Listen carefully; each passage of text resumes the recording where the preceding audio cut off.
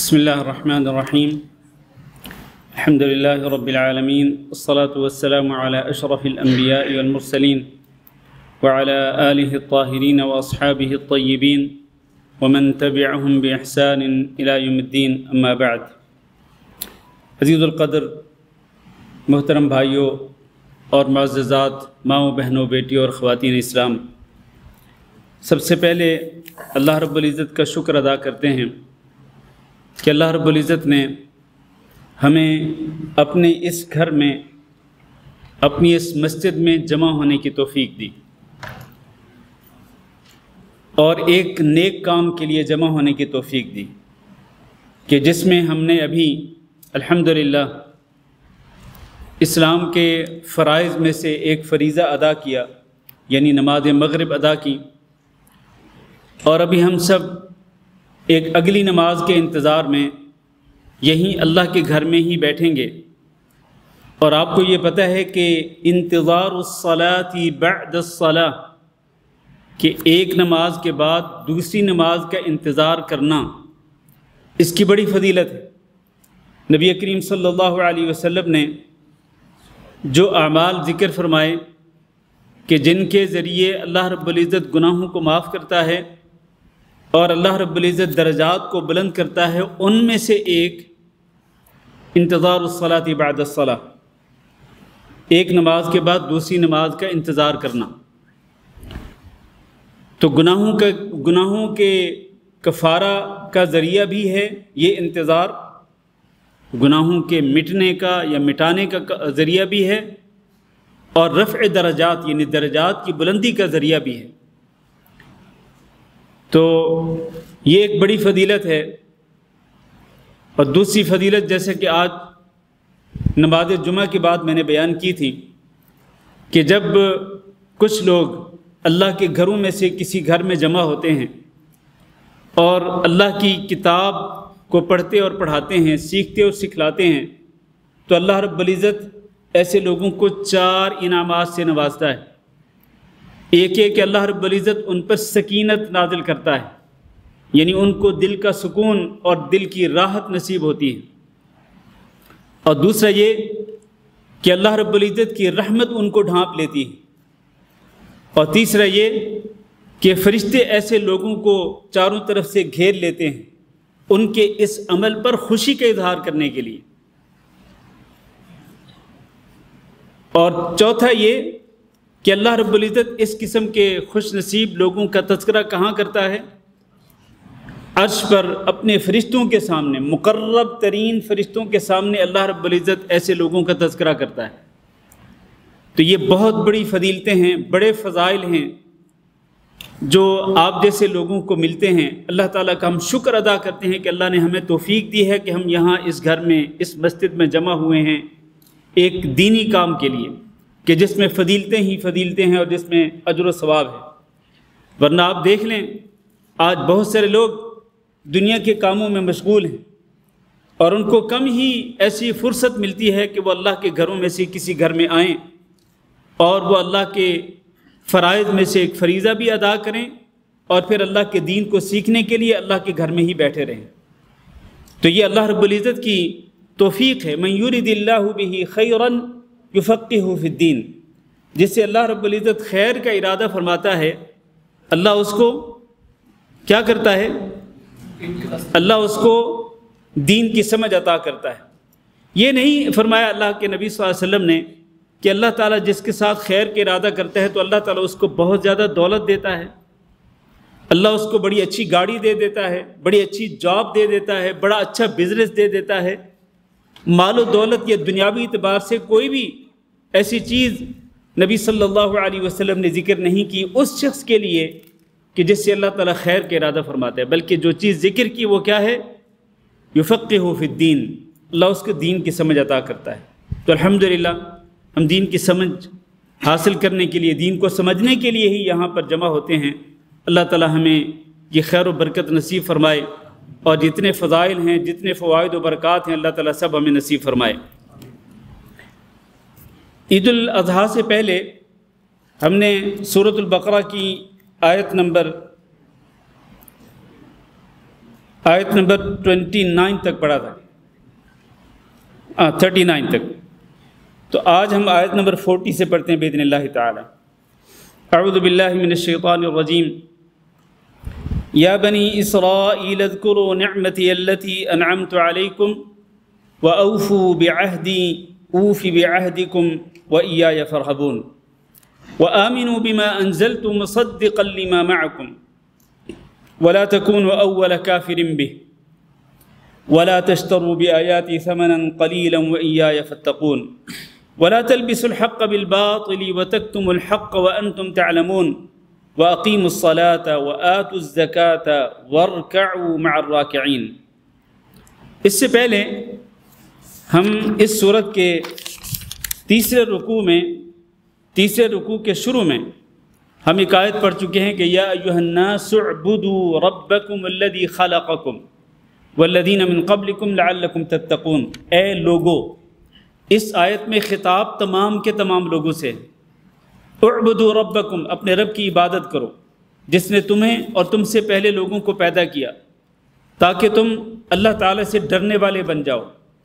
تو اس آیت میں اللہ رب العزت نے تمام کے تمام لوگوں کو خطاب کرتے ہوئے فرمایا کہ اپنے رب کی عبادت کرو. اور یہاں لوگوں میں سے ایک خاص گروہ ہے جس کو اللہ تعالیٰ خطاب فرما رہا ہے، اور وہ گروہ کون سا ہے؟ بنی اسرائیل. فرمایا یا بنی اسرائیل اذکروا نعمتی التی انعمت علیکم. اے اسرائیل کی اولاد. اسرائیل یہ عبرانی زبان کا لفظ ہے اور اس کا معنی ہے عبداللہ، اللہ کا بندہ. اور یہ لقب ہے کس نبی کا؟ حضرت یعقوب علیہ السلام کا. تو یہاں اللہ تعالیٰ جو فرما رہے ہیں کہ یا بنی اسرائیل، گویا کہ اللہ تعالیٰ یوں فرما رہے ہیں کہ اے یعقوب کی اولاد، اے یعقوب کی اولاد. اور یعقوب علیہ السلام کن کے بیٹے تھے؟ حضرت اسحاق علیہ السلام کے. اور حضرت اسحاق علیہ السلام کن کے بیٹے تھے؟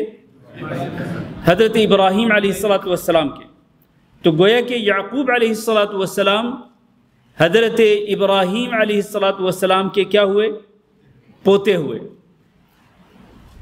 اور ابراہیم علیہ السلام نے دعا کی تھی کہ اللہ میری نسل کے اندر کیا رکھ دینا؟ نبوت کا سلسلہ رکھ دینا. چنانچہ اللہ رب العزت نے ابراہیم علیہ السلام کی دعا کو قبول فرمایا، اور ابراہیم علیہ السلام کے بعد جتنے انبیاء آئے وہ سارے کے سارے کن کی اولاد سے تھے؟ حضرت ابراہیم علیہ السلام کی اولاد اور ان کی نسل میں سے تھے. یہ حضرت اسحاق علیہ السلام وہ بھی اللہ کے نبی، ان کے بعد حضرت یعقوب علیہ السلام وہ بھی اللہ کے نبی، اور ان کے 12 بیٹوں میں سے ایک بیٹا حضرت یوسف علیہ السلام بھی اللہ کے نبی. تو یہ ایک سلسلہ ہے انبیاء علیہ السلام کا جو کہ اسحاق علیہ السلام کی طرف سے ہے. اور ادھر حضرت اسماعیل علیہ السلام وہ بھی حضرت ابراہیم علیہ السلام کے صاحبزادے اور آپ کے بیٹے تھے. اللہ تعالیٰ نے ان کو بھی نبی بنایا. تو ان کی نسل میں سے کون سے نبی آئے جو سارے کے سارے انبیاء کے سردار بنے؟ حضرت محمد صلی اللہ علیہ وسلم. تو یوں ابراہیم علیہ السلام کے بعد ہمارے نبی جناب محمد صلی اللہ علیہ وسلم تک جتنے بھی انبیاء علیہ السلام آئے وہ سارے کے سارے ابراہیم علیہ السلام کی نسل میں سے تھے. تو یہاں یہ خطاب کیا جا رہا ہے کہ یا بنی اسرائیل، اے یعقوب علیہ السلام کے بیٹو، اے یعقوب علیہ السلام کی اولاد. تو بنو اسرائیل میں جو انبیاء آئے ان میں سب سے پہلے نبی، بنو اسرائیل کے اندر جو سب سے پہلے نبی بنے وہ کون تھے؟ حضرت یوسف علیہ السلام. اور سب سے آخری جو نبی بنے بنو اسرائیل کے اندر وہ کون تھے؟ حضرت عیسیٰ علیہ السلام. عیسیٰ علیہ السلام. تو بنو اسرائیل جو ہیں انہی میں سے یہود بھی ہیں، بنو اسرائیل میں سے یہود بھی ہیں۔ تو اسرائیل کی اولاد کو، یعقوب علیہ السلام کی اولاد کو اللہ تعالیٰ نے یہاں خطاب کیوں فرمایا؟ اس کی وجہ یہ ہے کہ یہ صورت مکی ہے کہ مدنی ہے؟ یہ صورت مدنی ہے، یہ صورت مدنی ہے، یعنی ہجرت کے بعد نازل ہوئی۔ اور مدینہ منورہ میں کون لوگ موجود تھے؟ یہود موجود تھے، یہود مدینہ معروف ہیں۔ تو اس لیے اللہ رب العزت نے اس مدنی صورت کے اندر اس خاص گروہ کو مخاطب کر کے اس کو سب سے پہلے اپنے احسانات یاد دلائے، اور پھر ان کی کچھ غلطیاں اور ان کے کچھ گناہ ذکر کیے، اور پھر ان پر جس طرح آزمائشیں آئیں، جس طرح عذاب آیا، اللہ نے وہ بھی ذکر کیا۔ گویا کہ بنو اسرائیل کے متعلق جو آیات آ رہی ہیں، ان آیات کے اندر 3 چیزیں ہیں۔ پہلی چیز، اللہ تعالیٰ نے ان پر جو احسانات فرمائے وہ احسانات اللہ تعالیٰ نے ذکر کیے۔ دوسرا، اللہ تعالیٰ نے ان کو ان کی غلطیاں یاد دلائیں، ان کے گناہ یاد دلائے، ان کی بدعہدی یاد دلائی۔ اور تیسرا یہ کہ اللہ تعالیٰ نے ان پر کس طرح سے عذاب نازل کیا، کس طرح ان پر اللہ تعالیٰ کی طرف سے آزمائشیں آئیں۔ 3 چیزیں اللہ تعالیٰ نے یہاں بنو اسرائیل کے متعلق جو آیات ہیں، ان آیات میں اللہ تعالیٰ نے ذکر فرمائی۔ فرمایا یا بنی اسرائیل، اے اسرائیل کی اولاد، اذکروا نعمتی التی انعمت علیکم، تم میرے احسانات کو یاد کرو جو میں نے تم پہ کیے۔ وہ احسانات کیا ہیں؟ ان کی ڈیٹیل آگے آ رہی ہے، اگلے رکوع کے اندر ان احسانات میں سے کچھ احسانات کی ڈیٹیل آ رہی ہے۔ تو فرمایا کہ تم میرے احسانات کو یاد کرو، اور احسانات کو یاد کرنے کا معنی یہ ہے کہ احسانات کو یاد کر کے تم اللہ رب العزت کا شکر ادا کرو، اللہ کے انعامات کو یاد کر کے، اللہ کے احسانات کو یاد کر کے اللہ کا شکر ادا کرو۔ اور بالکل یہی بات ہمارے لیے بھی ہے، یہ صرف بنو اسرائیل کے لیے نہیں بلکہ نبی کریم صلی اللہ علیہ وسلم کی پوری امت کے لیے ہے کہ ہم اللہ رب العزت کے احسانات کو یاد کریں۔ اللہ رب العزت نے بے شمار احسانات کیے ہیں اور ان گنت نعمتوں سے نوازا ہے، تو ہم ان گنت نعمتیں اور بے شمار احسانات کو یاد کر کے اللہ رب العزت کا شکر ادا کریں۔ یہ جو شکر ہے یہ اس چیز کا سبب بنتا ہے کہ اللہ نے جو نعمتیں دے رکھی ہیں وہ باقی رہیں، اور اس کے بعد اللہ تعالیٰ مزید نعمتیں بھی عطا فرماتے ہیں۔ اگر آپ شکر ادا کریں گے اللہ آپ کو اور زیادہ نعمتیں عطا فرمائے گا، لیکن اگر اس کے برعکس آپ اللہ کے احسانات کو بھلا ڈالیں گے، اللہ کی نعمتوں کو بھلا ڈالیں گے اور اللہ رب العزت کی ناشکری کریں گے، تو پھر جو نعمتیں ملی ہوئی ہیں یہ بھی اللہ تعالیٰ واپس چھین سکتا ہے۔ اللہ تعالیٰ واپس چھیننے پہ قادر ہے، جو دینے پہ قادر ہے وہ واپس لینے پہ بھی قادر ہے۔ لہذا اس سے ہمیں سب سے پہلے یہ سبق ملتا ہے کہ ہم اللہ رب العزت کے بے شمار احسانات کو یاد کر کے اللہ رب العزت کا شکرانہ ادا کریں کہ اللہ رب العزت نے ہمیں دیکھنے کے لیے آنکھیں دی ہیں، اللہ نے ہمیں بولنے کے لیے زبان دی ہے، اللہ نے ہمیں سننے کے لیے کان عطا فرمائے ہیں، پکڑنے کے لیے اللہ تعالیٰ نے ہاتھ دیے ہیں، اور چلنے کے لیے اللہ تعالیٰ نے پیر دیے ہیں، سوچنے کے لیے اللہ تعالیٰ نے دماغ دیا ہے۔ اور کئی لوگ ہیں جو ان نعمتوں سے محروم ہیں، تو ہم ان نعمتوں کی قدر کریں کہ اللہ نے ہمیں یہ نعمتیں دی ہیں، یہ اور اس کے علاوہ بے شمار نعمتیں، ان کو یاد کر کے ہم اللہ تعالیٰ کا شکر ادا کریں۔ اللہ رب العزت تمام کے تمام شکرانوں کا مستحق ہے۔ الحمدللہ رب العالمین کا معنی بھی یہی ہے کہ تمام تعریفیں اس اللہ کے لیے ہیں جو کہ رب العالمین ہے، اور تمام شکرانوں کا مستحق بھی وہی اللہ رب العالمین ہے کہ جس کے سوا کوئی اور یہ نعمتیں عطا کرنے والا نہیں۔ پھر اللہ نے فرمایا وَأَوْفُوا بِعَهْدِي، اور تم میرے عہد کو پورا کرو۔ اوفی بعہدکم، وَأَوْفُوا بِعَهْدِي، تم میرے عہد کو پورا کرو۔ اوفی بعہدکم، میں پورا کروں گا اس عہد کو جو میں نے تم سے کر رکھا ہے۔ تم نے جو مجھ سے عہد کر رکھا ہے تم اس کو پورا کرو۔ پھر جیسا عمل ویسا بدلہ، جیسا عمل ویسا ہی بدلہ، الجزاء من جنس العمل، یا جیسا کرو گے ویسا بھرو گے۔ اگر تم اللہ تعالیٰ سے کیے ہوئے وعدے کو پورا کرو گے تو اللہ تعالیٰ بھی تم سے کیے ہوئے اپنے وعدے کو پورا کرے گا۔ اور یہاں اس عہد سے مراد کون سا عہد ہے جو اللہ تعالیٰ بنو اسرائیل کو یاد دلا رہے ہیں؟ بنو اسرائیل کو اللہ تعالیٰ نے جو عہد یاد دلایا ہے، اس سے مراد تورات کے اندر اللہ تعالیٰ نے بنو اسرائیل سے وعدہ لیا تھا کہ جب آخری نبی حضرت محمد صلی اللہ علیہ وسلم مبعوث کیے جائیں گے تو ان پر تم ایمان لاؤ گے۔ تو یہاں وہ عہد اللہ تعالیٰ یہود مدینہ کو یاد دلا رہا ہے کہ تم لوگوں نے عہد کیا ہوا ہے، تمہارے آباء و اجداد نے عہد کیا ہوا ہے کہ جب نبی آخر الزمان حضرت محمد صلی اللہ علیہ وسلم مبعوث کیے جائیں گے تو تم ایمان لاؤ گے، لہذا اب تم اللہ سے کیے ہوئے عہد کو پورا کرو، پھر اللہ تم سے کیے ہوئے عہد کو پورا کرے گا۔ اور وہ یہ کہ اگر تم اپنے عہد کو پورا کرو گے اور اس نبی آخر الزمان محمد صلی اللہ علیہ وسلم پر ایمان لاؤ گے تو اللہ تعالیٰ تمہیں دنیا اور آخرت کی خیر و بھلائی نصیب فرمائے گا، اللہ تعالیٰ جنت عطا فرمائے گا اور جنت کی نعمتیں عطا فرمائے گا۔ تو اس سے یہ معلوم ہوا کہ انسان اگر اللہ سے کیے ہوئے عہد کو پورا کرے تو اللہ تعالیٰ بھی اپنے عہد کو پورا کرتا ہے۔ ان اللہ لا یخلف المیعاد، اللہ تعالیٰ کبھی بھی وعدہ خلافی نہیں کرتا، اللہ کبھی بھی عہد کو نہیں توڑتا۔ اللہ اسی بات کی تلقین کرتا ہے وَأَوْفُوا بِعَهْدِ اللَّهِ إِذَا عَاهَدتُّمْ، کہ تم نے جو اللہ سے عہد کیا ہے اس کو پورا کرو۔ ہم اللہ سے کیے ہوئے عہد کو پورا کریں گے تو اللہ تعالیٰ ہم سے کیے ہوئے عہد کو پورا کرے گا۔ وَإِيَّايَ فَارْهَبُونَ، اور تیسری بات یہ ذکر کی کہ تم مجھ سے ہی ڈرتے رہو۔ اگر تمہارے دلوں کے اندر میرا خوف ہوگا تو تم اس نبی پر ایمان لاؤ گے، اور اگر تمہارے دلوں کے اندر میرا خوف نہیں ہوگا تو تم اس نبی پر ایمان نہیں لاؤ گے اور اللہ سے کیے ہوئے عہد کو پورا نہیں کرو گے۔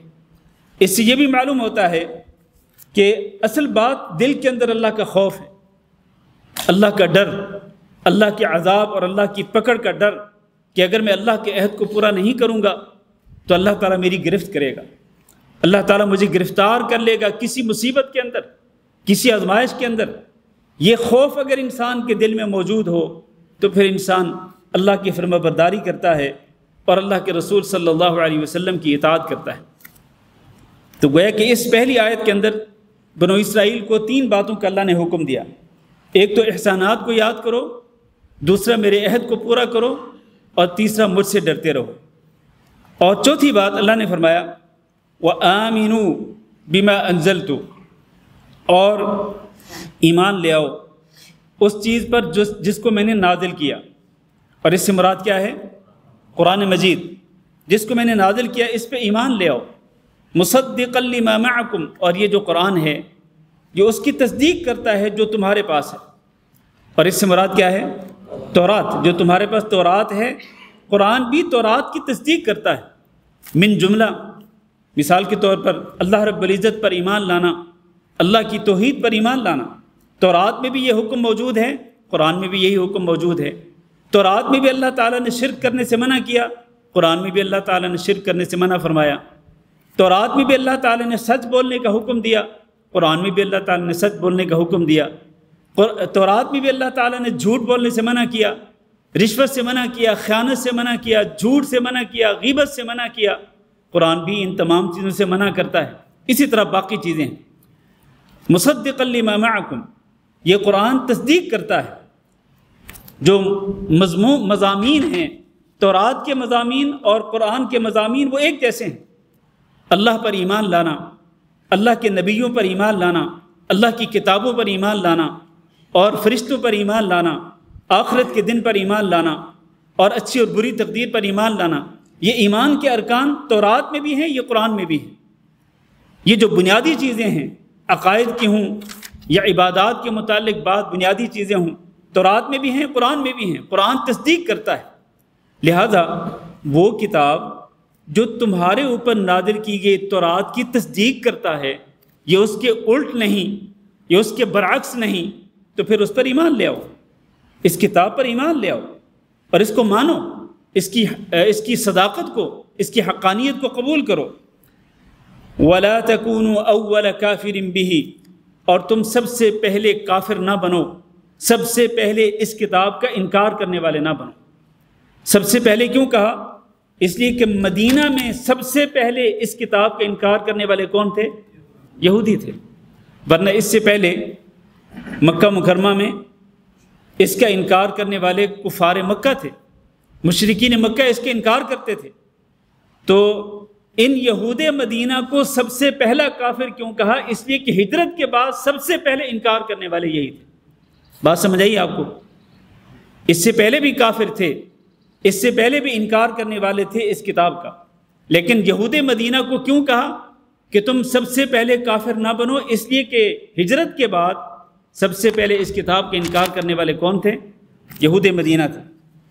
اور دوسری بات یہ ہے کہ یہ جو یہود تھے یہ اہل کتاب تھے، ان کے پاس کتاب کا علم تھا، ان کے پاس تورات کا علم تھا، اور تورات کے اندر یہ لکھا ہوا تھا کہ آخری نبی آئیں گے اور ان پر ایک کتاب نازل ہوگی۔ تو ہونا یہ چاہیے تھا کہ یہ لوگ چونکہ ان کے پاس علم تھا تو علم کی بدولت یہ جیسے ہی محمد صلی اللہ علیہ وسلم ان کی طرف مبعوث ہوئے تھے تو یہ ان پر ایمان لاتے اور قرآن پر ایمان لاتے، لیکن نبی صلی اللہ علیہ وسلم پر ایمان لانے سے انکار کرنا اور اس کتاب پر ایمان لانے سے انکار کرنا علم کے باوجود، یہ اس بات کی دلیل ہے کہ یہ سب سے پہلے انکار کرنے والے تھے مدینہ منورہ میں نبی صلی اللہ علیہ وسلم کی تشریف کے بعد اور ہجرت کے بعد۔ تو یہ چوتھی بات۔ پانچویں، وَلَا تَشْتَرُوا بِآيَاتِي ثَمَنًا قَلِيلًا، اور تم میری آیات کو بیچا نہ کرو، ثَمَنًا قَلِيلًا، تھوڑی سی قیمت کے بدلے میں، تھوڑی سی قیمت لے کر میری آیات کو بیچا نہ کرو۔ یہود مدینہ یا عموماً جو بنو اسرائیل تھے وہ اللہ کی آیات کو کس طرح بیچتے تھے؟ وہ اس طرح کہ اللہ کی آیات کو چھپاتے تھے۔ اللہ نے قرآن مجید میں ذکر فرمایا، وَإِذْ أَخَذَ اللَّهُ مِيثَاقَ الَّذِينَ أُوتُوا الْكِتَابَ لَتُبَيِّنُنَّهُ لِلنَّاسِ وَلَا تَكْتُمُونَهُ، اللہ تعالیٰ نے اہل کتاب سے عہد لیا تھا کہ تم اللہ کی کتاب کو لوگوں کے لیے بیان کرو گے اور اس کو چھپاؤ گے نہیں۔ اللہ تعالیٰ نے اپنی کتاب کے اندر یعنی تورات کے اندر جن باتوں کا ذکر کیا ان کو چھپاؤ گے نہیں، لیکن عہد کرنے کے باوجود اہل کتاب نے کیا کیا؟ فرمایا فَنَبَذُوهُ وَرَاءَ ظُهُورِهِمْ، انہوں نے اس کتاب کو اپنی پیٹھ پیچھے ڈال دیا، پھینک دیا۔ وَاشْتَرَوْا بِهِ ثَمَنًا قَلِيلًا، اور اس کو چھپا کر، اس کتاب کو چھپا کر، اس کی آیات کو چھپا کر، اس کے احکامات کو چھپا کر انہوں نے معمولی قیمت حاصل کی۔ معمولی قیمت کے بدلے میں وہ لوگ تورات کے احکام لوگوں کے سامنے بیان نہیں کرتے تھے اور تورات کی آیات کو چھپاتے تھے، تورات کے احکامات کے مطابق وہ لوگوں کو فتویٰ نہیں دیتے تھے، معمولی قیمت کے بدلے میں، معمولی۔ اور اس کا مطلب یہ نہیں میرے بھائیوں، ذرا بات توجہ سے سننا، اس کا مطلب یہ نہیں ہے کہ معمولی قیمت کے بدلے میں تو آیات کو نہیں بیچنا، اگر زیادہ قیمت مل رہی ہو تو پھر آیات کو بیچنا جائز ہے؟ نہیں، اگر معمولی قیمت کے بدلے میں آیات کو بیچنا جائز نہیں تو زیادہ قیمت کے بدلے میں بھی اللہ کی آیات کو چھپانا اور بیچنا جائز نہیں۔ اور یہ ثمناً قلیلہ اللہ نے اس لیے فرمایا کہ اللہ کی آیات کو چھپا کر چاہے جتنا مرضی مال حاصل کر لیں وہ حقیقت میں کیا ہے؟ وہ حقیقت میں تھوڑا ہے، حقیقت میں وہ تھوڑا ہے، اس کی کوئی ویلیو نہیں ہے۔ قرآن کی آیات یا اللہ کی آیات اور اللہ کے احکام اور اللہ کے دین کے بدلے میں جو بھی آپ مال حاصل کریں گے وہ مال تھوڑا ہی ہوگا۔ ما متاع الحیات الدنیا فی الآخرۃ الا قلیل، الا قلیل، آخرت کے بدلے میں یہ دنیا ساری کی ساری کیوں نہ ہو، اس کی آخرت کے بدلے میں، آخرت کی نعمتوں کے بدلے میں کچھ بھی ویلیو نہیں، یہ بہت تھوڑا ہے۔ اس لیے اللہ نے فرمایا کہ تھوڑے سے مال کے بدلے میں آیات کو نہ بیچا کرو۔ میرے بھائیوں، یہ اگرچہ بنو اسرائیل سے یہ کہا جا رہا ہے، لیکن آج امت محمدیہ کے اندر بھی ایسے لوگ موجود ہیں جو تھوڑے سے پیسے لے کر وہ اللہ کے دین کو اس طرح بیان نہیں کرتے کھول کھول کر جس طرح اللہ تعالیٰ نے اپنا دین قرآن مجید کے اندر کھول کھول کر بیان کیا، بلکہ وہ چیزوں کو چھپاتے ہیں، کئی چیزوں کو چھپاتے ہیں، کئی چیزوں کو لوگوں کے سامنے بیان نہیں کرتے۔ اس کی وجہ کیا ہے؟ وجہ یہ ہے کہ روزی روٹی لگی ہوئی ہے، روزی روٹی لگی ہوئی ہے اسی کے ساتھ، چنانچہ وہ اپنی روزی روٹی کی خاطر وہ حق بیان نہیں کرتے، حق کو چھپاتے ہیں اور باطل بیان کرتے ہیں۔ آج آپ دیکھ لیں سوشل میڈیا پہ کیا کچھ چل رہا ہے۔ یہ اس دور کا بہت بڑا فتنہ ہے میرے بھائیوں، بہت بڑا فتنہ ہے کہ دین کو بیچنے کی دکانیں لگی ہوئی ہیں، دین کو بیچنے کی دکانیں کھلی ہوئی ہیں۔ تو یہ اللہ فرما رہے ہیں وَلَا تَشْتَرُوا بِآيَاتِي ثَمَنًا قَلِيلًا، میری آیات کو بیچ کر تم تھوڑی قیمت نہ لیا کرو، جتنی بھی قیمت لوگے وہ تھوڑی ہی ہوگی آخرت کے بدلے میں۔ یہاں پر ایک مسئلہ میں ذکر کرتا چلوں کہ اس کا یہ مطلب نہیں ہے میرے بھائیوں کہ قرآن کی تعلیم دے کر پیسے لینا جائز نہیں، یہ مسئلہ اللہ نے ذکر نہیں کیا یہاں پر، اللہ نے یہ مسئلہ ذکر نہیں کیا، اللہ نے یہ مسئلہ ذکر کیا کہ میری آیات کو بیچنا نہیں ہے تھوڑی سی قیمت کے بدلے میں، اور جو قرآن کی تعلیم دیتے ہیں وہ آیات کو بیچتے نہیں ہیں میرے بھائیوں۔ میں نے پہلے اس کا مفہوم ذکر کر دیا کہ آیات کو بیچنے کا مطلب ہے آیات کو چھپانا، اللہ کی آیات کو چھپانا اور اللہ کی آیات کے اندر تحریف کرنا، لوگوں کی مرضی کے مطابق فتوے دینا۔ تو اگر کوئی بندہ آج اسی طرح کرے گا کہ قرآن مجید کی آیات کو بیچے گا، کہ قرآن مجید کی آیات کو چھپاتا ہے، قرآن مجید کی آیات کے اندر نعوذ باللہ وہ تحریف کرتا ہے، تو یقیناً اس کے بدلے میں پیسے وہ چاہے تھوڑے لے یا زیادہ لے وہ حرام ہے۔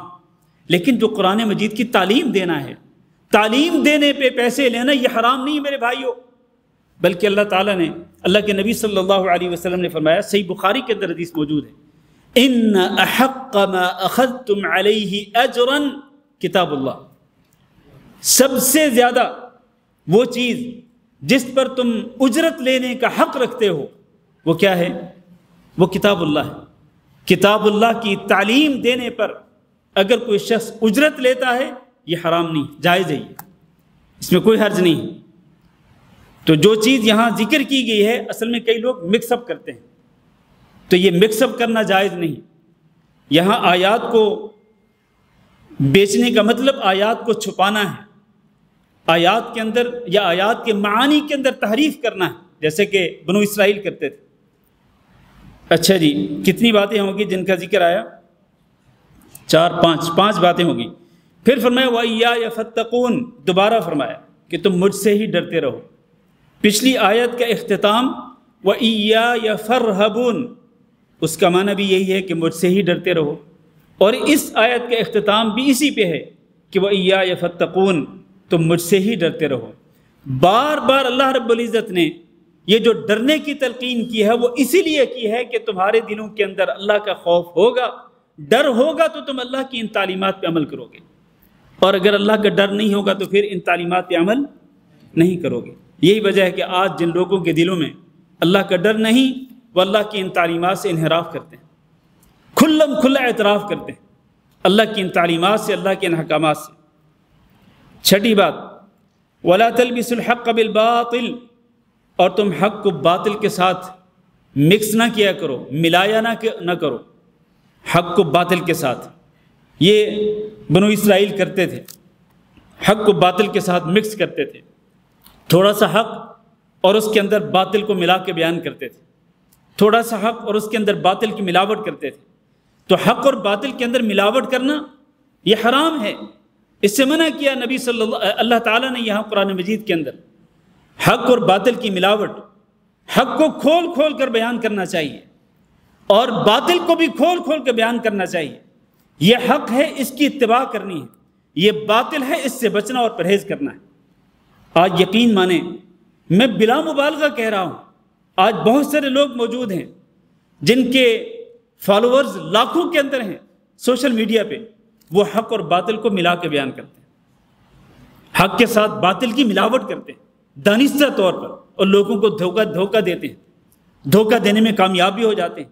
لوگ یہی سمجھتے ہیں کہ لاکھوں میں فالوورز ہیں یا ملینز میں فالوورز ہیں تو یہ غلط تو نہیں ہوں گے، یعنی لوگوں کے ہاں جو معیار ہے حق کا وہ کیا ہے؟ وہ کثرت ہے، کثرت ہے۔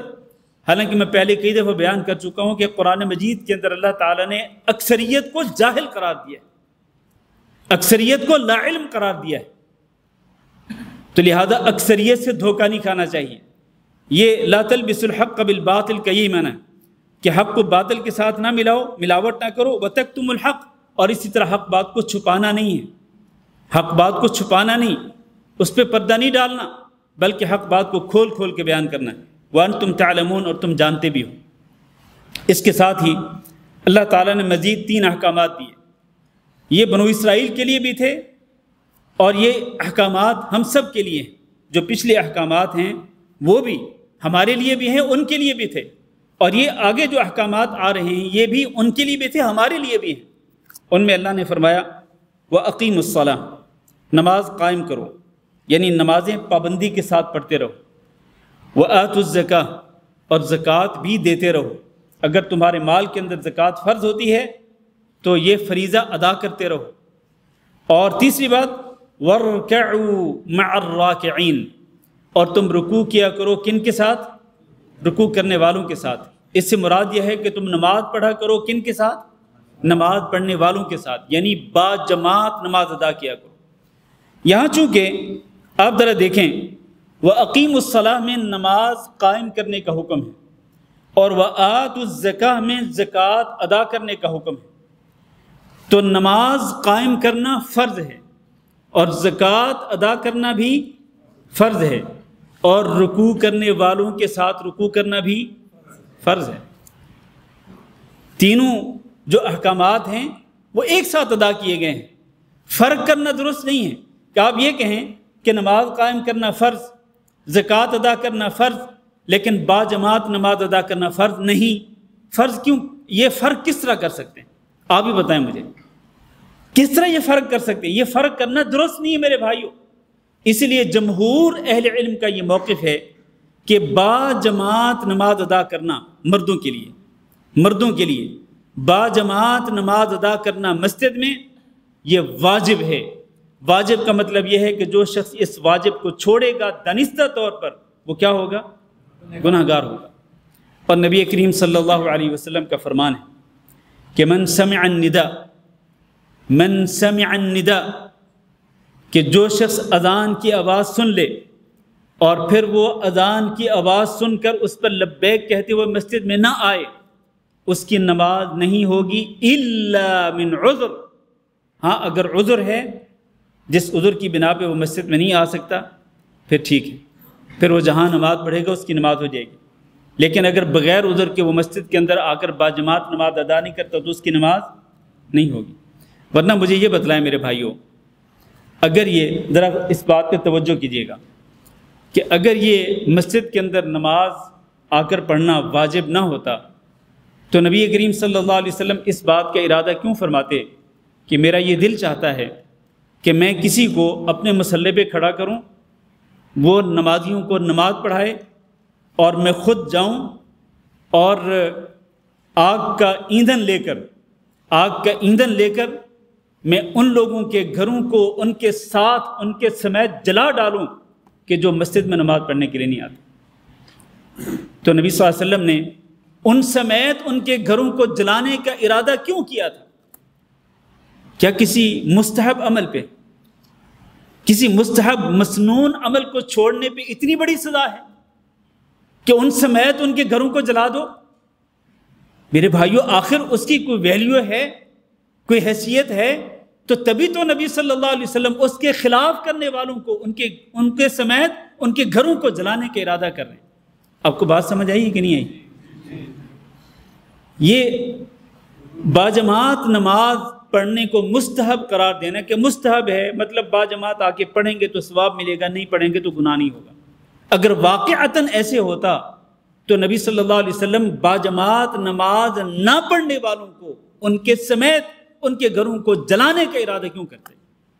یہ بات غور طلب ہے کہ نہیں ہے؟ نہ پڑھنے والوں کو کہ گھر پہ پڑھنے والوں کو؟ نہیں، باجماعت نماز نہ پڑھنے والوں، جو باجماعت نماز پڑھنے کے لیے مسجد میں نہیں آئے اور وہ اپنی جگہ پہ جہاں ہیں تو اللہ کے نبی نے ارادہ کیا کہ میں ان سمیت ان کے گھروں کو جلا ڈالوں۔ تو یہ کس بات کی دلیل ہے؟ اس بات کی دلیل ہے کہ باجماعت نماز مسجد میں آ کے پڑھنا کیا ہے؟ فرض اور واجب ہے۔ اور اس کی ایک اور بڑی دلیل وہ نبینہ صحابی جو نبی صلی اللہ علیہ وسلم کے پاس آئے اور انہوں نے ایک نہیں، دو نہیں، 6 عذر بیان کیے، 6 عذر، کہ ان 6 عذروں کی بنا پہ مجھے اجازت دے دیں کہ میں گھر میں ہی نماز پڑھ لیا کروں۔ اللہ کے نبی صلی اللہ علیہ وسلم نے پہلے اجازت دے دی، ابھی وہ نبینہ صحابی جا ہی رہے تھے کہ ان کو واپس بلوایا، اور پھر آپ نے فرمایا کہ کیا تم اذان کی آواز سنتے ہو؟ کہا سنتا ہوں۔ کہا تیرے پاس کوئی عذر نہیں ہے، پھر تم مسجد کے اندر ہی آ کر نماز پڑھا کر، بے شک تیرے پاس 6 عذر ہیں، بے شک تو نابینا ہے، بے شک تجھے تیرے گھر سے مسجد کی طرف لانے والا کوئی نہیں، بے شک تیرا راستہ بہت ہی دشوار گزار ہے، بے شک تیرے راستے پہ یہ سانپ اور کیڑے مکوڑے اور بچھو وغیرہ ہیں، لیکن پھر بھی تجھے مسجد میں آ کے باجماعت نماز پڑھنی پڑے گی۔ ایک نبینہ صحابی کو نبی صلی اللہ علیہ وسلم نے اجازت نہیں دی گھر کے اندر نماز پڑھنے کی۔ تو آج میں اور آپ جن کو اللہ رب العزت نے آنکھیں بھی دی ہیں اور جن کے پاس کوئی عذر نہیں، راستے بھی ہموار ہیں، راستوں پہ کوئی خوف کوئی ڈر بھی نہیں ہے، تو پھر میں اور آپ اگر گھر میں نماز پڑھیں گے تو پھر کیا جواب دیں گے ہم اس حدیث کا؟ اس حدیث کے بارے میں ہم پھر کیا کہیں گے؟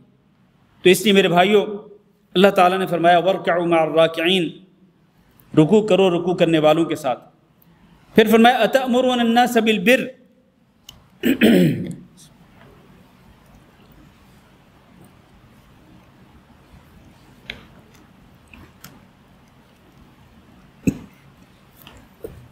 کیا تم لوگوں کو نیکی کا حکم دیتے ہو؟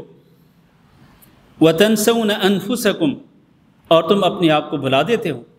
وَأَنْتُمْ تَتْلُونَ الْكِتَابَ، اور تم تو کتاب کی تلاوت بھی کرتے ہو، تم تو کتاب کو پڑھتے بھی ہو، اس کے باوجود بھی، یعنی اس کتاب سے مراد تورات ہے، اور یہاں خطاب چونکہ اہل کتاب کو ہو رہا ہے، بنو اسرائیل کو ہو رہا ہے، تو فرمایا کہ تم لوگوں کو نیکی کا حکم دیتے ہو۔ تورات کے اندر جن نیک اعمال کا حکم دیا گیا تم لوگوں کو ان نیک اعمال کے کرنے کا حکم دیتے ہو، لیکن وَتَنْسَوْنَ أَنفُسَكُمْ، تم اپنے آپ کو بھلا دیتے ہو۔ تورات کے اندر یہ بھی لکھا ہوا ہے کہ جب نبی آخر الزمان آئیں گے تو تم ان پہ ایمان لاؤ گے، تو اس نبی آخر الزمان پہ ایمان کیوں نہیں لاتے؟ اپنے آپ کو کیوں بلا رہے ہو؟ لوگوں کو نیکی کا حکم دیتے ہو اور خود تم اس نیکی پہ عمل کرنے کے لیے تیار نہیں ہو، جبکہ تم کتاب کی تلاوت بھی کرتے ہو، یعنی تورات کو پڑھتے بھی ہو۔ افلا تعقلون، تو کیا تمہیں عقل نہیں ہے؟ کیا تمہارے پاس عقل نہیں کہ جس کے ساتھ تم سمجھ کر اس بات پہ عمل کرو کہ لوگوں کو نیکی کا حکم دے رہے ہو تو خود بھی نیکی پہ عمل کرو۔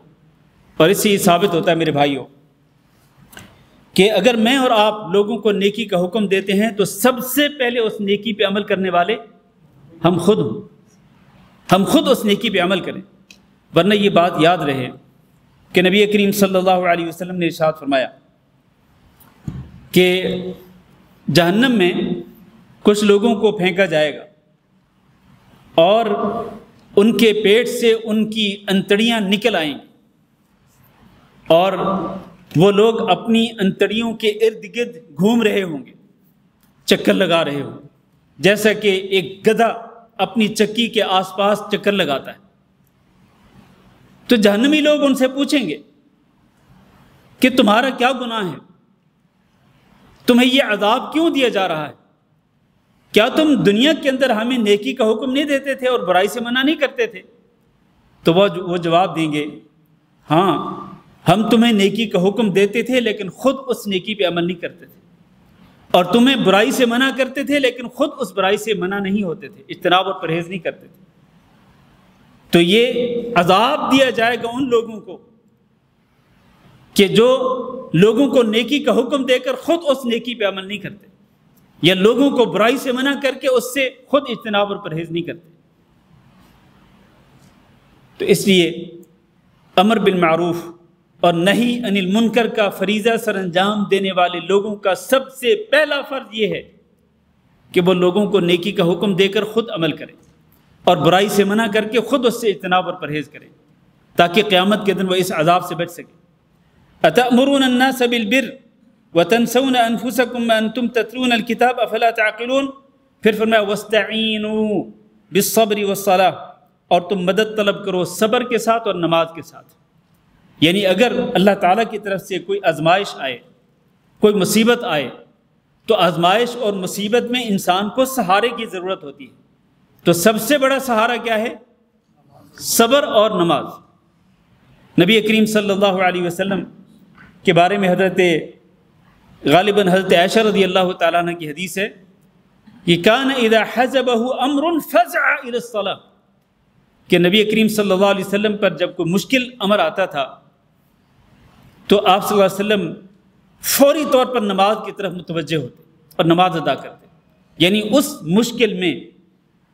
مشکل امر میں نبی کریم صلی اللہ علیہ وسلم نماز پڑھ کر اللہ تعالیٰ سے مدد طلب کرتے کہ اس مشکل کو میرے لیے آسان کر دے، اور پھر اللہ تعالیٰ اس مشکل کو آسان کر دیتا۔ تو سب سے بڑا سہارا جو ہے وہ صبر اور نماز ہے۔ کسی بھی مشکل گھڑی کے اندر بجائے اس کے کہ ہم گھبرا کر ہم دوسروں کے سہارے ڈھونڈتے رہیں، نہیں، سب سے پہلے اللہ رب العزت کا سہارا ڈھونڈیں، نماز پڑھ کر اور اسی طرح صبر کر کے۔ ان دو چیزوں کے ساتھ انسان کو بہت ہی مضبوط سہارا مل سکتا ہے، بہت ہی مضبوط سہارا۔ اور یقین مانیں میں نے زندگی کے اندر کچھ ایسے لوگ دیکھیں کہ جن پہ بڑی بڑی آزمائشیں آئیں، بڑی بڑی مصیبتیں آئیں، لیکن اللہ رب العزت نے ان کو صبر کی بھی توفیق دی اور نماز کی بھی توفیق دی۔ چنانچہ وہ نماز پڑھ کر ان مشکلات سے نکل گئے اور صبر کر کے ان مشکلات سے نکل گئے۔ یہ اللہ کی توفیق ہوتی ہے۔ اس لیے میرے بھائیوں، اس پہ ہمیں بھی عمل کرنا ہے، صبر کے ساتھ اور نماز کے ساتھ اللہ سے مدد طلب کرنی۔ اور نماز کے بارے میں فرمایا وَإِنَّهَا لَكَبِيرَةٌ، اور نماز بھاری ہوتی ہے، یقیناً بھاری ہوتی ہے، لیکن بھاری نہیں ہوتی تو کن پر؟ إِلَّا عَلَى الْخَاشِعِينَ، ان لوگوں پر بھاری نہیں ہوتی جن کے دل میں اللہ کا خوف ہوتا ہے، اللہ کا ڈر رکھنے والے جو لوگ ہیں ان پر نماز بھاری نہیں ہوتی۔ ان کے لیے تو نماز کے اندر چین ہوتا ہے، نماز کے اندر راحت قلب ہوتی ہے، اطمینان ہوتا ہے۔ جیسے کہ نبی صلی اللہ علیہ وسلم حضرت بلال رضی اللہ تعالیٰ عنہ کو فرماتے تھے ارحنا بہا یا بلال، کہ اے بلال نماز کی اقامت کہہ کر تم ہمیں نماز کے ذریعے راحت پہنچاؤ۔ گویا کہ نبی صلی اللہ علیہ وسلم کو مشکل سے مشکل امور کے اندر راحت ملتی تھی تو کس کے ساتھ ملتی تھی؟ نماز کے ساتھ ملتی تھی۔ وَجُعِلَتْ قُرَّةُ عَيْنِي فِي الصَّلَاةِ، میری آنکھوں کی ٹھنڈک کس چیز میں رکھی گئی؟ نماز کے اندر۔ تو اللہ تعالیٰ سے جو ڈرنے والے لوگ ہوتے ہیں ان پر نماز بھاری نہیں ہوتی، وہ بڑے شوق سے نماز کی طرف آتے ہیں، بڑے جذبے کے ساتھ، ولولے کے ساتھ وہ نماز کی طرف آتے ہیں، اور وہ نماز پڑھ کر اپنے اوپر جو پریشانیوں کے، مصیبتوں کے چھائے ہوئے بادل ہوتے ہیں، وہ ان بادلوں کو چھانٹنے میں اور ان کو ہٹانے میں کامیاب ہو جاتے ہیں، ان بادلوں اور ان مصیبتوں اور آزمائشوں سے نکلنے میں کامیاب ہو جاتے ہیں اللہ کی توفیق کے ساتھ۔ تو یہ سب سے بڑا سہارا ہے۔ اور وہ ڈرنے والے کون ہیں؟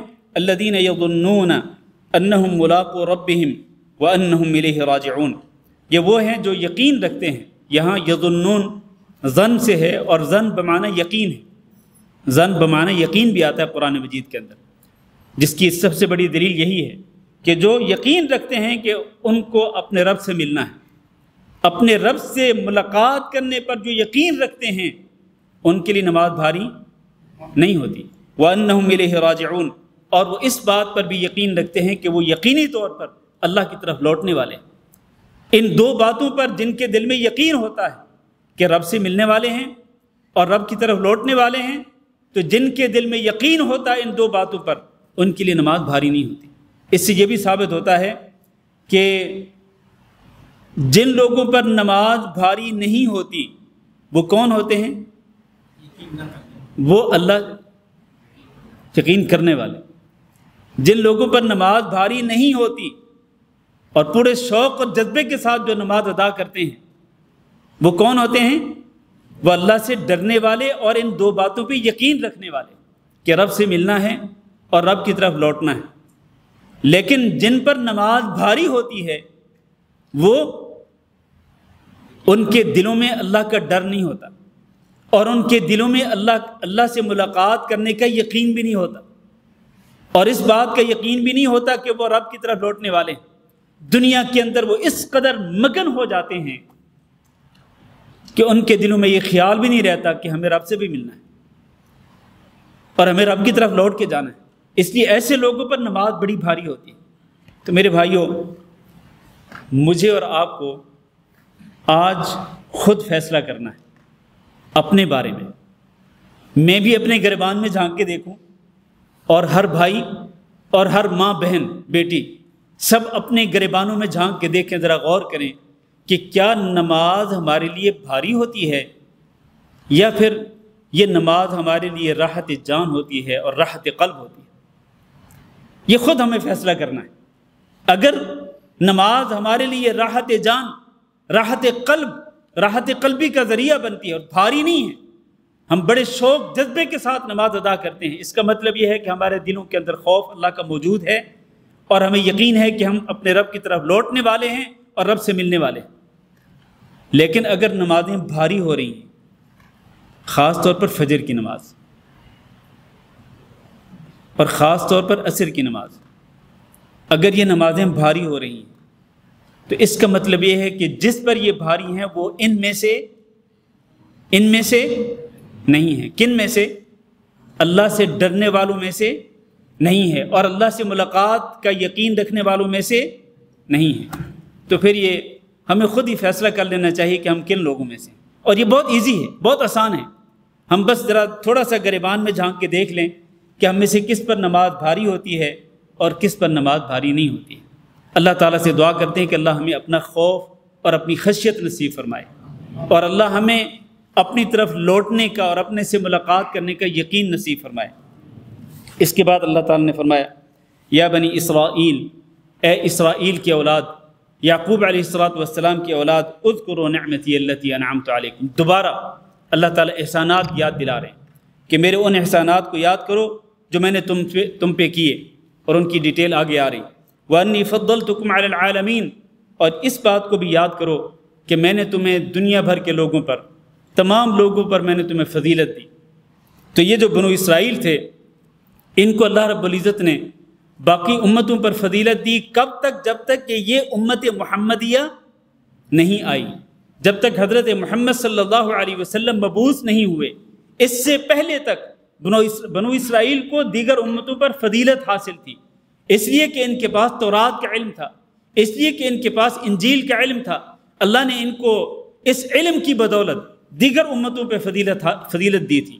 لیکن جب اللہ رب العزت نے حضرت محمد صلی اللہ علیہ وسلم کو مبعوث فرمایا، تو پھر اللہ تعالیٰ نے قرآن مجید کے اندر یہ فیصلہ کر دیا کہ کنتم خیر امہ، کہ اے محمد صلی اللہ علیہ وسلم کی امت، تم ہو بہترین امت۔ وَكَذَلِكَ جَعَلْنَاكُمْ أُمَّةً وَسَطًا، اور ہم نے تمہیں اسی طرح سے بہترین امت بنایا۔ تو امت محمدیہ جو ہے یہ سب سے افضل امت ہے، یہ سب سے بہتر امت ہے۔ آج کوئی بھی امت یہ دعویٰ نہیں کر سکتی کہ ہم امت محمدیہ سے افضل ہیں، ہرگز نہیں۔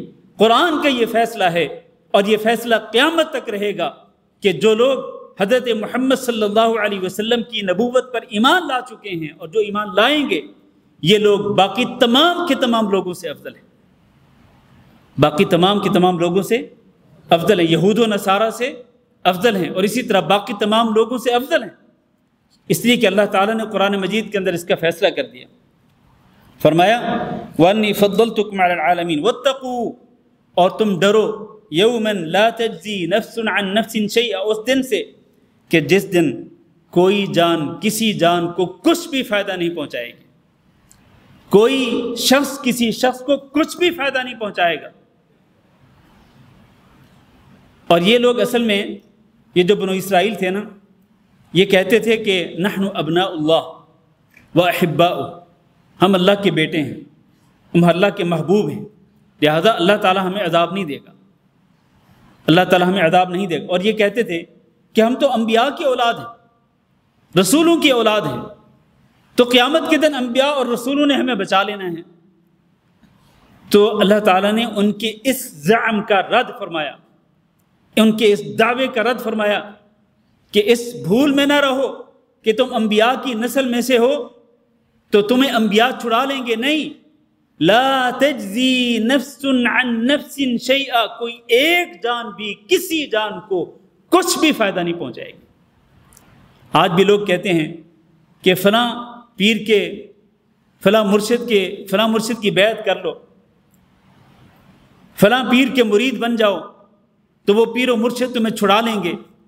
میرے بھائیوں، قیامت کے دن، بلکہ قیامت کے دن کیا، نبی کریم صلی اللہ علیہ وسلم نے دنیا کے اندر ہی نبی صلی اللہ علیہ وسلم نے اپنے رشتہ داروں میں سے قریبی رشتہ داروں کا نام لے لے کر کے پکارا، حتیٰ کہ اپنی بیٹی سیدہ فاطمہ رضی اللہ تعالیٰ عنہ جو آپ کی لخت جگر تھی، ان کا نام لے کر ان کو کہا کہ یا فاطمہ، اے فاطمہ، قیامت کے دن تم خود ہی اپنے آپ کو اللہ کے عذاب سے بچانا، میں تمہارے کام نہیں آؤں، تمہیں فائدہ نہیں پہنچاؤں۔ یعنی تم اللہ کے عذاب سے اس لیے نہیں بچو گی کہ تم محمد صلی اللہ علیہ وسلم کی بیٹی ہو، نہیں، بلکہ تم اپنے عقیدے اور اپنے عمل کے ساتھ اللہ کے عذاب سے بچو گے۔ اسی طرح نبی صلی اللہ علیہ وسلم نے باقی قریبی رشتہ داروں کے نام لے لے کر کے ان کو یہ حقیقت بتلائی۔ تو آج کس بنا پہ لوگ کہتے ہیں کہ فلاں پیر کے یا فلاں مرشد کے تم مرید بن جاؤ، ان کی بیعت کر لو تو وہ پیر صاحب، وہ مرشد صاحب تمہیں بچا لیں گے؟ یہاں اللہ فرما رہے لا تجزی نفس عن نفس شیئا، کوئی نفس کسی نفس کو کچھ بھی فائدہ نہیں پہنچائے گا۔ اس سے زیادہ واضح الفاظ کیا ہو سکتے ہیں؟ اگر ہم پھر بھی نہ سمجھیں تو اس سے بڑی حماقت کیا ہوگی؟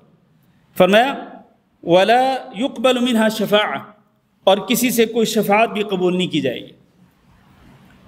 وہ جو ان کا دعویٰ تھا نا کہ انبیاء ہمارے حق میں شفاعت کریں گے تو ہمیں چھڑا لیں گے، اللہ نے فرمایا کسی کی شفاعت بھی قبول نہیں کی جائے گی۔ اور یہ شفاعت جس کا اللہ نے رد فرمایا، یہ شفاعت وہ ہے کہ جس کا کافر جس کا دعویٰ کرتے تھے، اللہ نے ان کے بارے میں فرمایا قرآن مجید کے اندر کہ فَمَا تَنْفَعُهُمْ شَفَاعَةُ الشَّافِعِينَ، یہ جو کافر ہیں ان کو شفاعت کرنے والوں کی شفاعت کچھ بھی فائدہ نہیں پہنچائے گی۔ ہاں، محمد نبی کریم صلی اللہ علیہ وسلم، محمد الرسول اللہ صلی اللہ علیہ وسلم اپنی امت کے گناہ گاروں کے لیے شفاعت کریں گے، لیکن تب کریں گے جب اللہ تعالیٰ اجازت دے گا، اور ان کے حق میں شفاعت کریں گے جن کے حق میں شفاعت کرنے کی اللہ تعالیٰ کی طرف سے اجازت ملے گی۔ اور نبی کریم صلی اللہ علیہ وسلم نے یہ وعدے فرما دیا میرے بھائیوں کہ قیامت کے دن میری شفاعت اس امتی کے لیے ہوگی جو لا الہ الا اللہ صدق دل سے پڑھے گا اور اس نے اللہ کی عبادت میں کسی کو شریک نہیں بنایا، تو اس کو میری شفاعت نصیب ہوگی۔ تو اللہ تعالیٰ سے دعا کرتے ہیں کہ اللہ ہم سب کو موحد بنا دے، اور اللہ ہم سب کو توحید پر قائم و دائم رکھے، اور اللہ تعالیٰ ہم سب کو شرک سے بچنے کی توفیق دے، قیامت کے دن اپنے نبی صلی اللہ علیہ وسلم کی شفاعت نصیب فرمائے۔ ولا یؤخذ منها عدل، نہ تو کسی نفس سے کوئی شفاعت قبول کی جائے گی، اور نہ ہی کسی سے کوئی معاوضہ لے کر کسی کو چھوڑا جائے گا۔ یعنی اگر کوئی بندہ گرفتار ہو جائے نا دنیا کے اندر، میرے بھائیوں غور کرنا، اگر دنیا کے اندر کوئی بندہ گرفتار ہو جائے نا تو اپنی رہائی کے لیے وہ یا تو کسی کی سفارش ڈھونڈتا ہے، اثر و رسوخ، تعلقات استعمال کرتا ہے، یا پھر وہ کیا کرتا ہے، پیسہ استعمال کرتا ہے کہ تاکہ پیسے کے ذریعے اس کو رہائی مل جائے۔ تو یہاں دونوں چیزوں کی نفی کر دی اللہ تعالیٰ نے کہ قیامت کے دن جو گرفتار ہوں گے نا اللہ کے عذاب میں، تو نہ تو کسی کی شفاعت قبول کی جائے گی ان کی رہائی کے لیے، اور نہ ہی پیسہ کام آئے گا، کوئی معاوضہ، کوئی فدیہ، کچھ بھی کام نہیں آئے گا۔ ولا هم ينصرون، تیسری چیز یہ کہ ان کی مدد بھی نہیں کی جائے گی، بے یار و مددگار ہوں گے، کوئی مدد کرنے والا نہیں ہوگا، پیروں میں سے، فقیروں میں سے، درویشوں میں سے کوئی بھی مدد کرنے والا نہیں ہوگا، بے یار و مددگار ہوں گے، اس لیے کہ وہ اللہ کے احکام کے باغی تھے، تو اللہ کے احکام سے بغاوت کرتے ہوئے جن کی موت آئی، قیامت کے دن ان کو کوئی نہیں چھڑا پائے گا۔ اب اس کے بعد اللہ تعالیٰ بنو اسرائیل پر کیے گئے احسانات کا ذکر کر رہے ہیں۔ وَإِذْ نَجَّيْنَاكُم مِّنْ آلِ فِرْعَوْنَ، وہ وقت یاد کرو جب ہم نے تمہیں آل فرعون سے نجات دلائی تھی۔ وہ کیا کرتے تھے؟ یسومونکم سوء العذاب، وہ تمہیں بہت برا عذاب چکھاتے تھے۔ کون سا عذاب؟ یذبحون ابناءکم، وہ تمہارے بیٹوں کو بری طرح سے ذبح کرتے تھے، وَيَسْتَحْيُونَ نِسَاءَكُمْ، اور وہ تمہاری عورتوں کو زندہ رکھتے تھے، وَفِي ذَلِكُمْ بَلَاءٌ مِّن رَبِّكُمْ عَظِيمٌ، اور اس میں تمہارے لیے تمہارے رب کی طرف سے بہت بڑی آزمائش تھی۔ بہت بڑی آزمائش کیا تھی؟ یہ آزمائش تھی کہ آل فرعون جو تھے، اور آل فرعون سے مراد فرعون کی آل اولاد نہیں بلکہ فرعون کی پیروی کرنے والے، فرعون کا جو لاؤ لشکر تھا، وہ سارے کے سارے لوگ جو ہیں وہ ان بنو اسرائیل کو برا عذاب چکھاتے تھے کہ ان کے بیٹوں کو ذبح کرتے تھے برے طریقے سے، اور ان کی بیٹیوں کو وہ زندہ رکھتے تھے۔ اس کی وجہ کیا تھی؟ وجہ یہ تھی کہ یہ فرعون کے جو لاؤ لشکر کے لوگ تھے، انہوں نے بتایا تھا فرعون کو کہ یہ تورات کے اندر ذکر کیا گیا ہے، بنو اسرائیل اس کو پڑھ پڑھ کے بیان کرتے ہیں کہ اللہ تعالیٰ نے ابراہیم علیہ السلام سے وعدہ کیا تھا کہ تمہاری نسل سے میں انبیاء کو پیدا کروں گا، تو انبیاء کا وہ سلسلہ جو ہے وہ رکے گا نہیں جب تک کہ ہم ان کی نسل کو ہم ختم نہیں کرتے۔ تو فرعون نے وہ حکم جاری کر دیا کہ ٹھیک ہے، پھر تم یہ چھریاں لے کے نکلو، جہاں کہیں بھی کوئی بیٹا پیدا ہو اس کو ذبح کر دو۔ انہوں نے ذبح کرنا شروع کر دیا، اور پھر ان کو خیال آیا کہ اگر ہم اسی طرح سے بیٹوں کو ذبح کرتے رہیں گے تو بنو اسرائیل کی تو نسل ہی ختم ہو جائے گی، پھر یہی بنو اسرائیل جو ہماری خدمت کرتے ہیں یہ کمزور ہیں، ہماری نوکری کرتے ہیں، تو ہماری نوکری کرنے والا کوئی بھی نہیں بچے گا۔ تو انہوں نے فیصلہ کیا کہ 1 سال ان کے بچوں کو ذبح کیا جائے گا اور 1 سال ان کے بچوں کو ذبح نہیں کیا جائے گا۔ تو جس سال میں بچوں کو ذبح نہیں کیا جانا تھا اسی سال میں اللہ تعالیٰ نے کس کو پیدا کر دیا؟ موسیٰ علیہ السلام۔ اللہ فرماتے ہیں یاد کرو جب ہم نے فرعون کے لاؤ لشکر سے تمہیں نجات دلائی، وہ تمہیں اس طرح برا عذاب چکھاتے تھے۔ اچھا جی، ایک تو یہ احسان ہو گیا۔ دوسرا وَإِذْ فَرَقْنَا بِكُمُ الْبَحْرَ، اور وہ احسان بھی یاد کرو جب ہم نے تمہاری وجہ سے سمندر کو پھاڑ دیا۔ تمہاری وجہ سے ہم نے سمندر کو پھاڑ دیا کہ اللہ تعالیٰ نے موسیٰ علیہ السلام کو حکم دیا کہ بنو اسرائیل کو لے کے نکل جاؤ۔ جب وہ نکلے تو پیچھے سے فرعون اور اس کا لاؤ لشکر اور آگے سمندر۔ تو وہاں پر اللہ نے فرمایا کہ وہ وقت یاد کرو جب تمہارے اوپر کڑی آزمائش تھی، سامنے سمندر تھا، پیچھے لاؤ لشکر تھا فرعون کا، تو ہم نے تمہارے لیے سمندر کو پھاڑ دیا تھا، خشک کر کے اس پر راستے بنا دیے تھے۔ فَأَنْجَيْنَاكُمْ، ہم نے تمہیں نجات دے دی، لیکن وَأَغْرَقْنَا آلَ فِرْعَوْنَ، لیکن ہم نے آل فرعون کو، فرعون کے پورے لاؤ لشکر کو ہم نے غرق کر دیا۔ وَأَنْتُمْ تَنْظُرُونَ، اور تم خود دیکھ رہے تھے، تم اپنی نظروں سے مشاہدہ کر رہے تھے، تمہاری نظروں کے سامنے فرعون کے لاؤ لشکر کو غرق کیا گیا، خود فرعون کو بھی غرق کیا گیا۔ تو وہ بھی ایک احسان تھا اللہ رب العزت کا تمہارے اوپر، اس احسان کو بھی یاد کرو۔ ایک اور احسان، وَإِذْ وَعَدْنَا مُوسَىٰ 40 لَيْلَةً، اور جب ہم نے وعدہ کیا تھا موسیٰ علیہ السلام سے 40 راتوں کا، اور یہ تب کیا تھا جب اللہ تعالیٰ نے موسیٰ علیہ السلام کو کوہ طور پر بلایا تھا۔ پہلے 30 راتوں کے لیے، پھر اللہ تعالیٰ نے مزید 10 راتیں بڑھا کر وہ 40 کر دی۔ تو فرمایا جب ہم نے موسیٰ علیہ السلام سے 40 راتوں کا وعدہ لیا کہ کوہ طور پہ آ کے رب کی عبادت کرنی ہے، اور اللہ تعالیٰ نے ان کو تورات دینے کا، کیونکہ اس سے پہلے تک تورات نہیں ملی تھی، اللہ تعالیٰ کی جو وحی آتی ڈائریکٹ، وہ اس وحی پہ عمل کرتے تھے موسیٰ علیہ السلام، لیکن اس کے بعد اللہ تعالیٰ نے باقاعدہ کتاب اتار کر اپنے دین کو اتارنے کا حکم کا ارادہ فرمایا۔ تو فرمایا کہ موسیٰ علیہ السلام سے ہم نے وعدہ لیا 40 راتوں کا۔ تو جب موسیٰ علیہ السلام 40 راتوں کے لیے کوہ طور پہ چلے گئے تو پیچھے سے تم لوگوں نے، تمہارے کرتوت کیا تھے کہ ثم اتخذتم العجل من بعدہ، موسیٰ علیہ السلام کے جانے کے بعد تم نے بچڑے کو اپنا معبود بنا لیا۔ اور اس کا قصہ آگے آئے گا، مکمل قصہ سورۃ طٰہٰ میں بھی، کہ سامری کے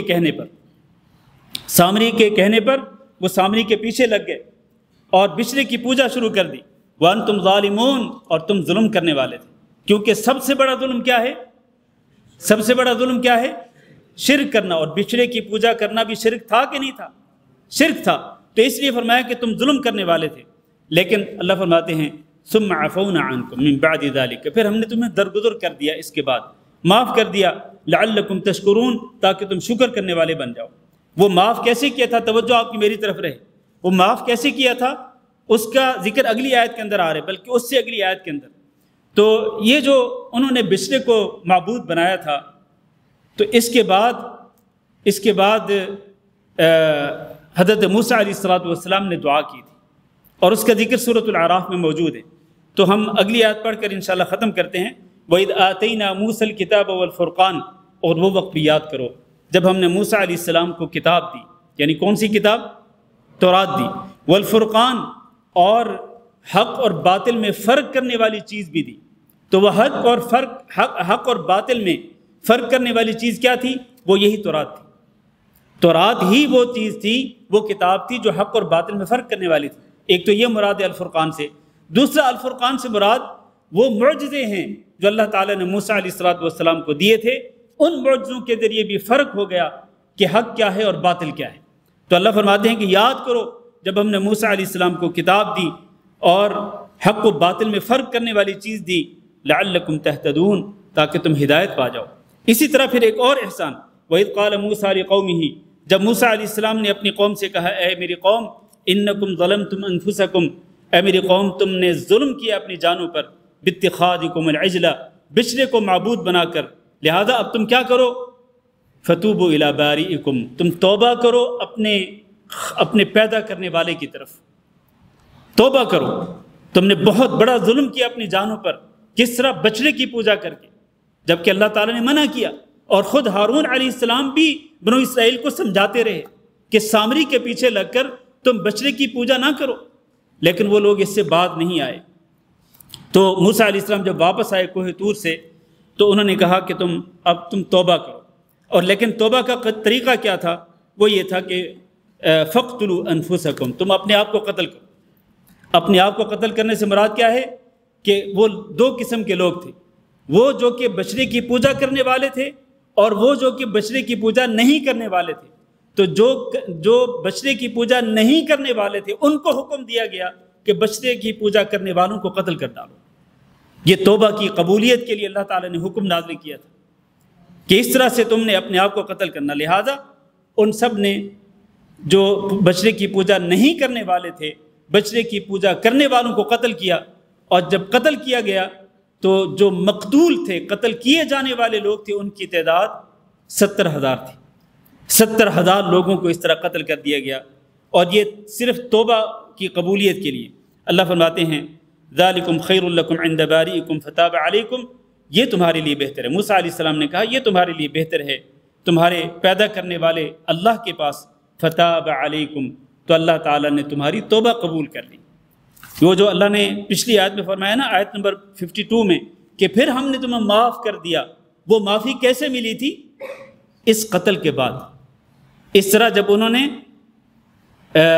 اللہ کے حکم کے مطابق اور موسیٰ علیہ السلام کے حکم کے مطابق ان کو مار ڈالا، تو اللہ تعالیٰ نے ان کی توبہ قبول کر لی اور انہیں درگزر کر دیا۔ انہو هو التواب الرحیم، اللہ رب العزت تو ہے ہی توبہ قبول کرنے والا اور بہت ہی رحم کرنے والا ہے۔ لہذا اس سے یہ ثابت ہوتا ہے کہ ہم میں سے کوئی بھی شخص جب بھی کوئی گناہ کرے، چاہے وہ بڑا گناہ کرے یا چھوٹا گناہ کرے، ہر گناہ کے بعد انسان کے لیے ضروری ہے کہ وہ اللہ کی طرف توبہ کرے۔ اب دیکھیں ان لوگوں کے لیے توبہ کا طریقہ یہ تھا کہ وہ کیا کریں؟ وہ جنہوں نے گناہ نہیں کیا وہ ان کو قتل کریں جنہوں نے گناہ کیا ہے، لیکن یہ طریقہ ان کی شریعت میں تھا، اس شریعت کے اندر یہ طریقہ نہیں ہے۔ اس شریعت کے اندر جسٹ یہی ہے، صرف یہی ہے کہ آپ بس اللہ رب العزت کی بارگاہ میں آ جائیں اور صدق دل سے، سچے دل سے اللہ تعالیٰ سے معافی مانگیں۔ آپ اپنے گناہوں پر اشک ندامت بہائیں، گڑ گڑا کر رو دیں، اللہ سے معافی مانگیں دل کے ساتھ، سچے دل کے ساتھ، اور آئندہ ان گناہوں کو نہ کرنے کا عزم کریں، تو اللہ تعالیٰ کیا کرے گا؟ اللہ تعالیٰ معاف کر دے گا۔ نہ صرف معاف کرے گا اللہ تعالیٰ، بلکہ اللہ تعالیٰ آپ جن گناہوں سے سچی توبہ کریں گے، اللہ تعالیٰ ان گناہوں کو بھی نیکیوں میں تبدیل کر دے گا۔ اللہ اکبر۔ ہمارا خالق، ہمارا مالک، ہمارا رزاق، ہمارا محسن، ہمارا مربی ہم پہ بہت ہی مہربان ہے۔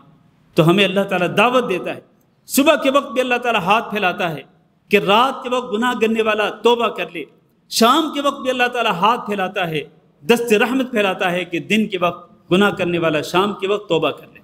اللہ تعالیٰ گویا کہ ہر صبح اور ہر شام کو بندوں کو دعوت دیتا ہے کہ اپنے گناہوں سے توبہ کر لو، میں تمہارے گناہوں کو معاف کر دوں گا۔ اللہ تعالیٰ سے دعا ہے کہ اللہ ہم سب کے گناہوں کو معاف فرمائے، اللہ ہم سب کے سارے گناہ معاف کر دے، اور اللہ تعالیٰ ہم سے راضی ہو جائے۔ اللہ رب العزت ہم سب کو ایمان پر اور اچھے عمل پر اچھا خاتمہ نصیب فرمائے، دین و دنیا کی ہر خیر و بھلائی نصیب کرے اور ہر قسم کے شر اور فتنے سے محفوظ فرمائے، تمام بیماروں کو اللہ تعالیٰ شفائے کاملہ نصیب فرمائے، اور جو لوگ پریشان حال ہے اللہ تعالیٰ سب کی پریشانی دور فرمائے۔ استغفر اللہ لی و لکم ولسائر المسلمین انہ هو الغفور الرحیم۔